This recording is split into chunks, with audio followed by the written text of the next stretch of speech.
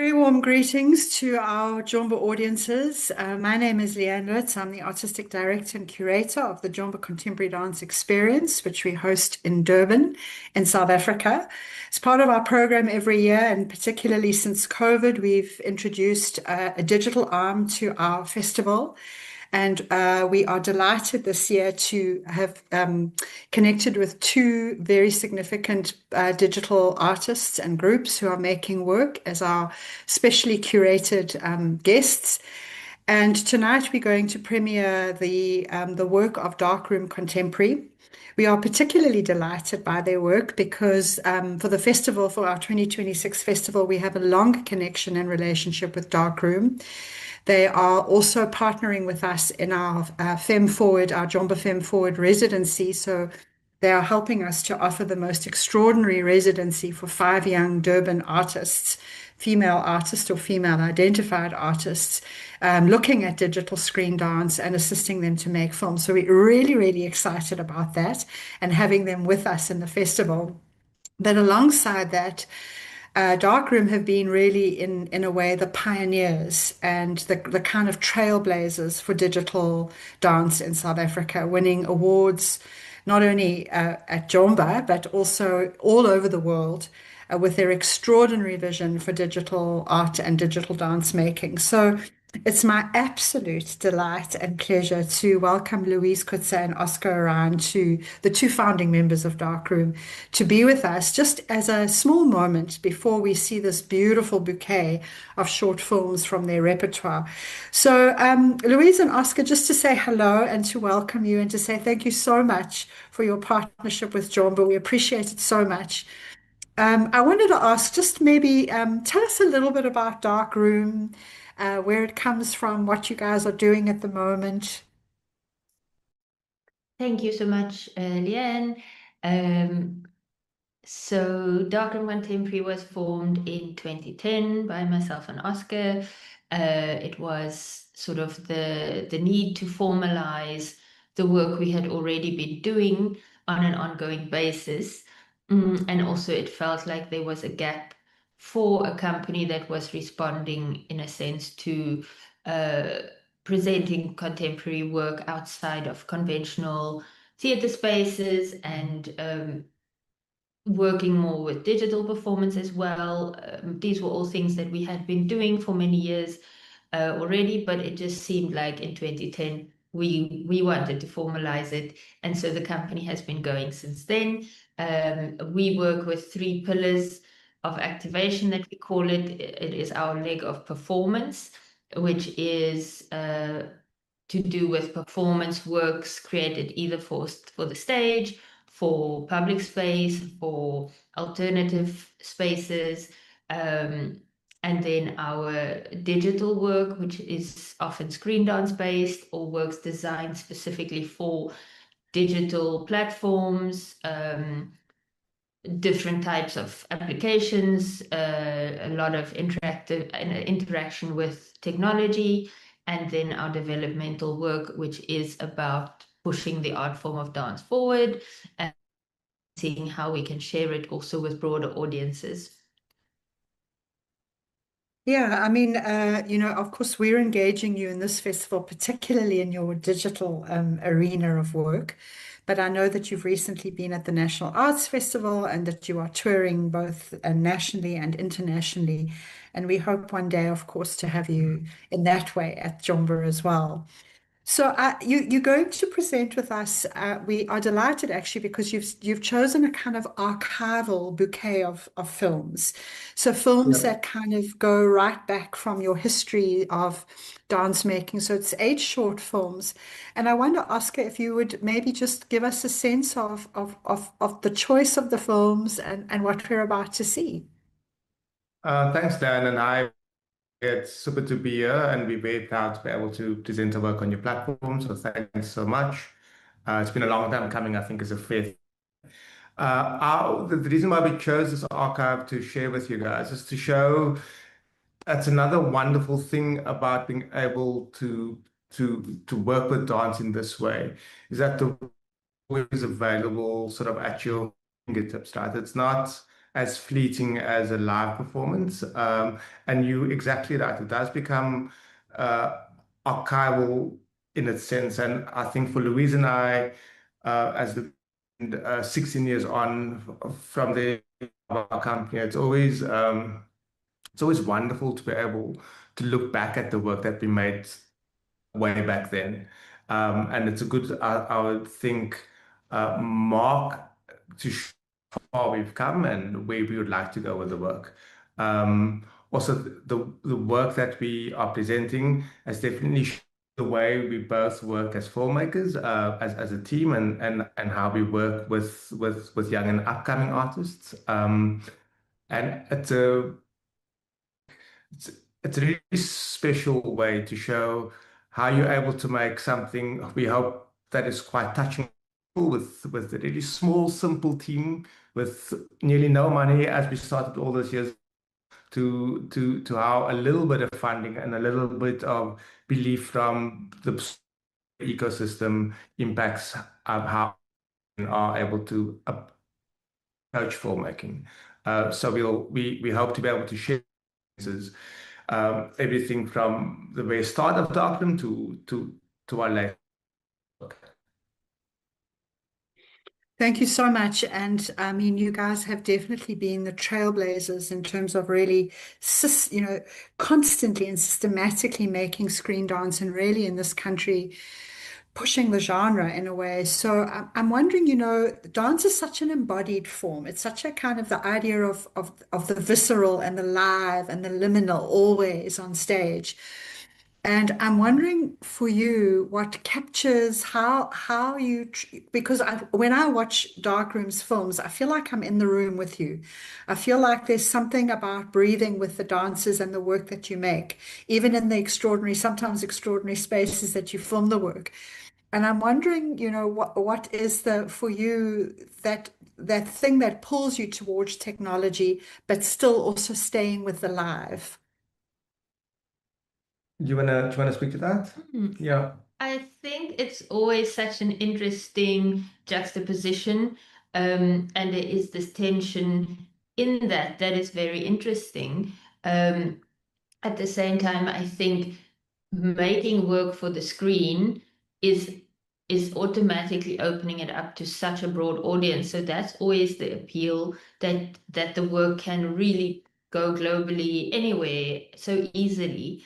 And that has been the case, and a wonderful tool to share South African dances and just make the work much more available. So that is always a definite draw card. And then also the ability to take dance outside again of an expected space and place it into these incredible environments that that we all live in. In South Africa, we have these incredible spaces and locations. So that is always really such a draw card. And then to be able to place dance within that. And to make it a new form is always just such an interesting process that I always just keep coming back to. And I think with us having worked together so often, Oscar and myself, that we have developed a way to to capture the movement in a way that does feel urgent and visceral and present. I think that's always a conscious thing. Is how do we keep the authenticity of what the art form is trying to communicate instead of making it something a cinematic thing that's consumed. That is, I think that's always something that is considered, and we try and be mindful of, I guess, in the process. Absolutely. Absolutely. I mean, I've sat and we've sat in theaters and watched dance as a 2D thing, which is dance is something that happens on a stage and is separated by a fire curtain and then there's audience. I think the wonderful thing about being able to make dance film is really being able to share the energy and the artistry of that performer by bringing the camera right into that space, right into there, into the world. It's a very, for certainly for me as a filmmaker, and it's a very privileged space to be in, to be able to be almost in the wings, right, of this live performance happening. So it's really sweet for you to say that you can feel that energy and you can feel that you're almost a part of that movement, because that is definitely something that Louise and I work very hard to share. And it's thank you. Yeah. No, no, it's an intimacy in a way. It's a weird thing because you Oh, think in a way that a screen will separate you, but it doesn't separate you nearly as much as that proscenium arch does in live theatre. And there yeah. is something, but particularly about your beautiful films of the intimacy of the bodies and of the stories that you tell. So thank you for your work as well. You know, this year our thematics or our provocation for Jomba is we're looking at the idea of the choreographies of activisms and the idea of moving bodies as disruptive presencing. And you know, our connections with you is also because I feel that that's what your films do. I feel even though your films are sometimes take on big stories, but they also sometimes take on very deeply personal everyday stories, that there is a kind of activist side to it. And also because we're rethinking what activism means. It's not just holding a placard outside government, but it's also about activation and being activated. And I wondered if you'd thought a little bit or wanted to just, you know, maybe as a final thing in terms of this beautiful collection of 8 films that we're going to see. Hmm. No, absolutely. I think again, it is that intrigue of activating these different spaces, these different artists that become part of these works, um, and being able to push that out to the world. It's such a privilege that we get to do that, you know. The collection is we wanted to really put some very early films in there, just because it is interesting to be able to see how the technology has progressed, how the kind of and things have changed over the years. So the earliest film in the collection is Walk the Street with Loose Parts, which is from 2010. Uh, and that was created for a experimental film project that was running. And then the most recent film is Blue Funk, which was completed in 2024. And they're very different works. And of course, then in between this, it's a very broad scope of different works. That, like you say, some of them are quite personal in theme, and others are much, much more speaking about the time or speaking about social commentary, in a sense. And I think the interesting thing is to just kind of see how the works have gone into all these very different locations, um, and framing the body within those locations, which is really the absolute intrigue of screen dance for me. you know, I think it's good to mention to that so I can't dance. I've got 2 left feet. I mean it's amazing that I'm even able to count to 8, to be honest. But I think that's the thing for, you know, that's the thing that draws me in, and that's the thing that keeps me very, very close, because I'm always at awe at an artist that is able to express themselves at such a high level, and the amount of work that goes into that artistry. And then digging a bit deeper throughout the years, though, dance has always been used as a form of activism in South Africa. A very, very important tool for this generation of people that's able to live in the we live in now. So our films are not, I don't think, I don't think on the our films have a have a particularly strong sort of uh, um, yeah, I don't think at on the onset of making these films, we never set out to particularly speak about something. But the process of making that film, you that it somehow, by some way, sort of scratches just deeper than the actual surface level. So in 2010, when we made Walk the Streets, I look at the film now with the same amount of love. I look at our most recent film. Walk the Streets is really such a tender piece. It's two dance artists going through the choreography in the most busiest part of down here in Cape Town.